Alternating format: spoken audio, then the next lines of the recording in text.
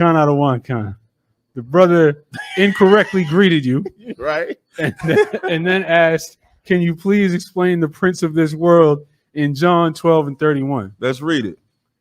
John chapter 12 and verse 31. Mm-hmm. Now is the judgment of this world. You got to read. I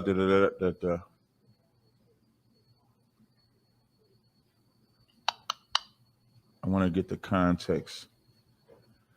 Start at 27. Verse 27. Now is my soul troubled. Mm-hmm. And what shall I say? Father, save me from this hour. Mm-hmm. But for this cause came I unto this hour. So now that's a question. It says, now is my soul troubled. And what shall I say? Father, save me this hour. But for this cause I came unto this hour.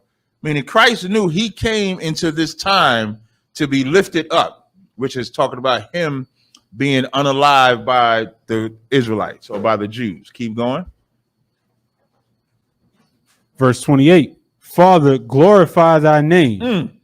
Then came there a voice from heaven saying, I have both glorified it and will glorify it again. So he said, I have glorified it and will glorify it again. Now, this is the Father. Christ asked the Father to speak, and now the Father spoke. That's for all them Trinitarians that say Jesus was God in the flesh. So I guess Jesus said, I'm going to talk to myself.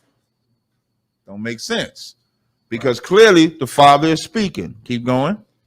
The people, therefore, that stood by and heard it said that it thundered. Others said an angel spake to him. Now you know they heard the voice too, but didn't understand what was said. Keep going.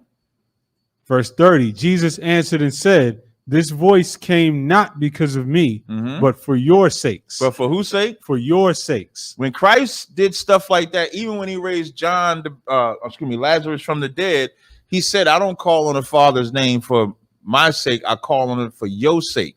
So y'all can hear who I'm talking to, because that's where Christ's faith was.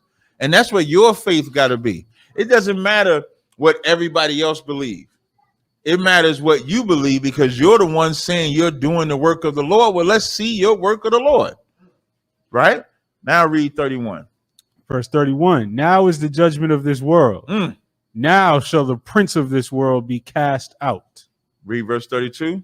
And I, if I be lifted up from the earth, will draw all men unto me.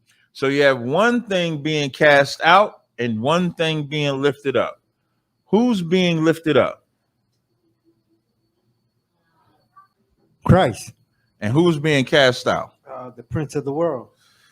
Okay, but his question is, who's the prince of this world? He said, now is the judgment of this world. Now is the prince of this world being cast out. Christ wasn't the prince of that world. Yadazar?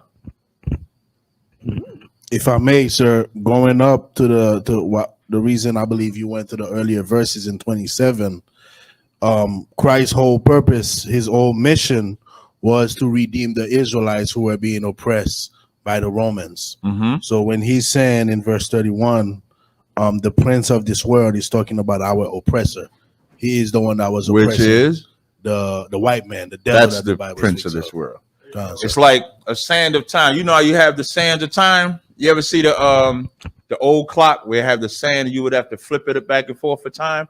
When he said hourglass, the water, when he says now is the prince of this world cast out, that clock was flipped open. And now the sands of time started when Christ made that statement. And when that sand runs out, that's the completion of him being cast out. It's not like most people think it's immediate. You can also use a scripture when Christ was on the cross and you had those other two people next to him. He told one of them, now with this day, you be with me in paradise. Christians think he went right up with them in paradise, but he did not. He was saying he earned that seat, just like the disciples earned the seat to sit on the 12 thrones, judging the 12 tribes of Israel. So in the kingdom, that man earned that seat to sit in paradise. So what this is saying, the judgment of this world is, the prince of that world is talking about the so-called white man and who we say is the oppressor today. All right.